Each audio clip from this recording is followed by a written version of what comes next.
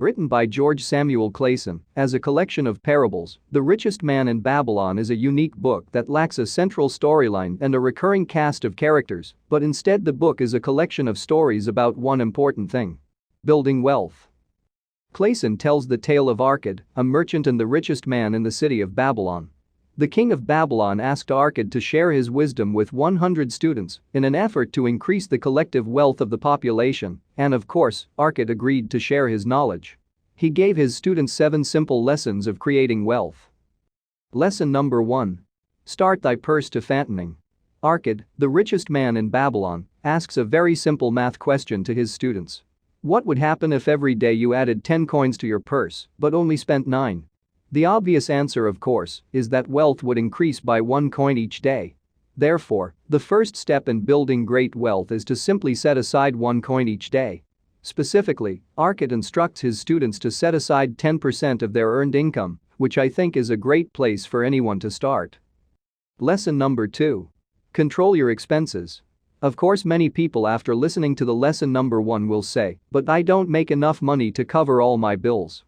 Clason covers this next. The second step in building great wealth is learning to spend less than you make. Have you ever heard a friend or colleague use the phrase, "There is more month than money"? Or have you ever needed to put gas, groceries or something else on a credit card because you ran out of cash?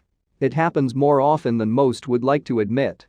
Americans especially have trouble with this concept, which has given rise to a huge debt problem. According to the Federal Reserve's report on consumer credit, the total U.S. outstanding revolving debt is $14.3 trillion in 2020. That's a lot of consumer debt for a nation of 300 million people. If you want to start building wealth, then you should get on a budget. Start spending less than you make and set aside that 1 coin each day. As Clason writes, that what each of us calls our necessary expenses will always grow to equal the incomes unless we protest to the contrary. Lesson number 3. Make the gold multiply. Now we get to the fun stuff. The third lesson from Clason for building wealth is putting your savings to work to earn more money. This can be done in a variety of investments, from stocks to investing in real estate, silver or gold. Or perhaps more fitting for this audience today, reinvesting your profits back into your business. Lesson number 4. Guard the treasures from loss. You can build up a lot of wealth through the careful investment of your money, but it's far easier to lose money than to gain it. Therefore, the fourth cure for a lean purse is to guard your treasure from loss through careful vetting of any investment. In other words, don't be stupid. As Arkad says, guard the treasure from loss by investing only where the principal is safe, where it may be claimed if desirable, and where you will not fail to collect a fair rental. Consult with wise men, secure the advice of those experienced in the profitable handling of money. Let their wisdom to protect your treasure from unsafe investments. Lesson number 5. Make your dwelling a profitable investment. Quit throwing money away on rent. At least that's the lesson that Clason shares with us in the 5th cure for a lean purse. Owning your own house will make you more confident. A lot of bankers will be happy to lend you money. Take their money and buy a house. Instead of paying for your rent, you will pay for your own property. After a while you will pay off your debt and you will be 100% owner of your house, which means that your expenses will extremely go down. Lesson number 6. Insure your future income. Sooner or later your ability to earn money will drop. You won't be as ambitious, your health will begin to fail, and there is a very real possibility that you'll someday die. Therefore, the 6th cure for a lean purse is to plan ahead for the day that you will no longer be able to work.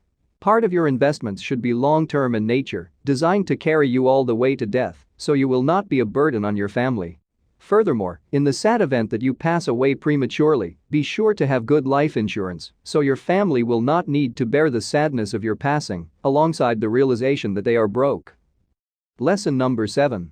Increase your ability to earn. No matter what business you are in, you have the ability to increase your ability to earn. This is the final lesson Arkad, the richest man in Babylon, shared with his students. It is also one of the most important lessons for entrepreneurs today. If you are employed at a day job, why do other employees make more money than you? If you are a full-time entrepreneur, why do other business owners make more money? Is it because they were born with some special skill? Or is it because they increased their own skills so they are worth more? I would argue the latter. If you want to increase your income, you must increase your ability to earn. If you want to increase your ability to earn, you must increase your value to society. Learn a new skill, do the work no one else is willing to do, say yes to more of the right things and no to more of the wrong things. Finally, focus on the few tasks that bring the most value to the world. Wealth creation is not a mystery, it is not luck, and it is not a secret. It is a repeatable process, something anyone can and should learn. Use the 7 lessons I've talked in this video to cure your lean wallet. See you on the next book.